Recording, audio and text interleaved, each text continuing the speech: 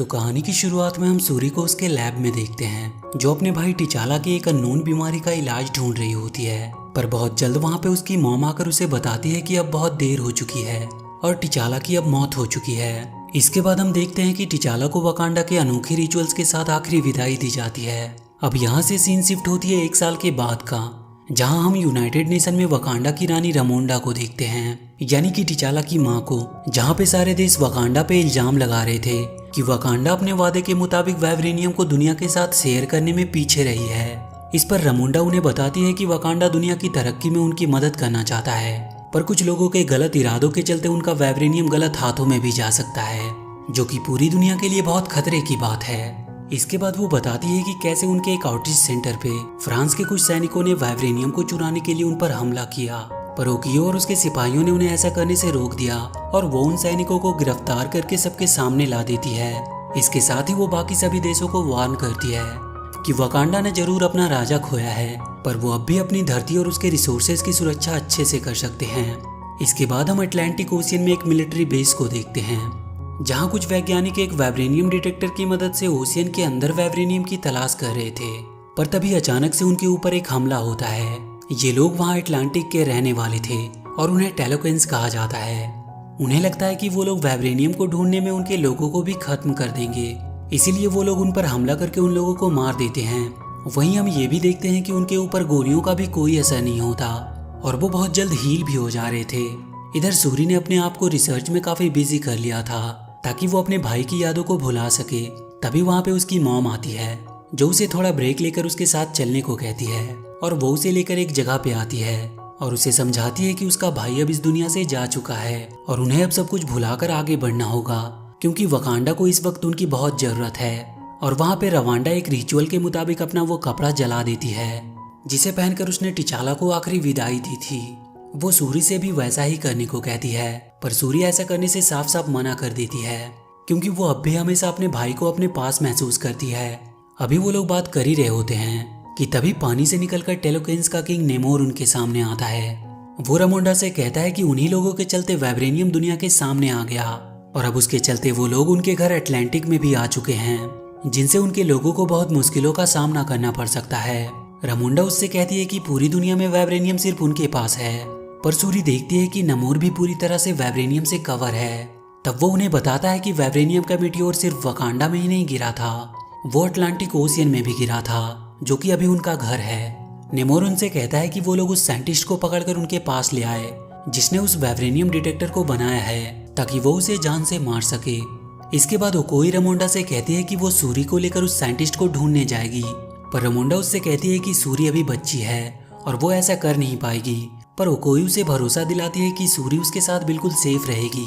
और फिर ओकोई और सूरी जाकर एजेंट रॉस से मिलते हैं ताकि वो उस साइंटिस्ट का पता लगा सके, और उससे उन्हें पता चलता है कि उस वाइब्रेनियम डिटेक्टर को एक कॉलेज स्टूडेंट ने बनाया था। वो दोनों MIT कॉलेज पहुंचते हैं ताकि वो उस साइंटिस्ट को अपने साथ वकांडा ले जा सके। इसके बाद वो दोनों जाकर उस स्टूडेंट से मिलते हैं जिसका नाम रिरी विलियम था। वो उन दोनों को लेकर अपने गैराज में पहुंचती है जहाँ पे वो काम करती थी।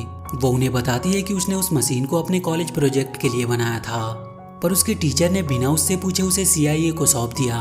तभी वहाँ पे FBI की टीम पहुंच जाती है और उन्हें चारों तरफ से घेर लेती है। वो तीनों अलग अलग होकर भागने लगते हैं ताकि FBI को वो चकमा दे सके। वोकाई और सूरी तो कार और बाइक से भाग रहे थे, पर रीरी अपने द्वारा बनाए गए आयरन हार्ट मार्क 1 सूट से भाग रही थी। वो उन्हें चकमा देने में कामयाब रहते हैं, पर तभी अचानक से एक बार फिर से उनके ऊपर टेलोकेंस का हमला होता है, जिसमें रीरी और सूरी बेहोश हो जाते हैं और वहाँ पे सिर्फ वोकाई ही बचती है, पर उसे भी वो लोग घेर लेते हैं। वो उनसे लड़कर सूरी को बचाने की कोशिश करती है, पर इसका भी कोई फायदा नहीं होता, क्योंकि वो लोग घायल होने के बाद भी वापस से ठीक हो जा रहे थे। वो लोग वोकाई को मारकर नीचे पानी में फेंक देते हैं और वो सूरी और रीरी को अपने साथ ले जाते हैं। अगले दिन एजेंट रॉस अपने बॉस के साथ उस जगह पे पहुंचता है जहाँ पे वो हमला हुआ था, और वहीं पे उसे सूरी का वो ब्रेसलेट मिलता है जिसे वो सबसे छुपाकर अपने पास रख लेता है। इधर वोकाई वापस वकांडा जाकर उन्हें सब कुछ बताती है कि वो टेलोकेंस कितने ताकतवर हैं, पर रानी रामोंडा उसे उसके जनरल पोस्ट से हटा देती है क्योंकि वो सूरी को बचाने में असफल रही थी। इसके बाद रामोंडा सूरी के लैब में पहुंचकर उसके AI के थ्रू उसके ब्रेसलेट को ट्रैक करती है, जो कि एजेंट रॉस के पास थी। वो उससे बात करके सब कुछ उसे बताती है और वहीं सूरी के ईयररिंग को ट्रैक करके उन्हें पता चलता है कि सूरी अटलांटिक में ही है। रामुंडा अब जाकर नाकिया से मिलती है, जो कई सालों से सबसे छुप कर रह रही होती है। वो उसे बताती है कि सूरी को किडनैप कर लिया गया है और उसे छुड़ाने में उन्हें उसकी मदद चाहिए। इसके बाद हम रिरी और सूरी को अटलांटिक में देखते हैं। निमोर सूरी को अपने पास बुलाता है और उसे अपने बारे में बताता है कि पहले उसकी माँ भी एक इंसान हुआ करती थी और उनके कबीले के लोग एक जगह पर शांति से रहा करते थे, पर बाहर से आए कुछ लोगों ने उनकी जमीन पर कब्जा करना चाहा, जिसकी वजह से जंग हुई और वहां पर बीमारियां भी फैलने लगी, जिससे उनके लोग मरने लगे। पर उन्होंने अपने मानने वाले देवताओं से मदद मांगी और फिर उन्होंने उन्हें रास्ता दिखाया। उन्हें एक ऐसा चमत्कारी पौधा मिला जिसे कंज्यूम करने पे उन्हें अद्भुत शक्तियां मिली, पर उसके बाद उन्हें खुले आसमान में सांस लेने में दिक्कत होने लगी। इसीलिए वो सब पानी की तरफ भागे और तभी से वो लोग टेलोकेंस बन गए।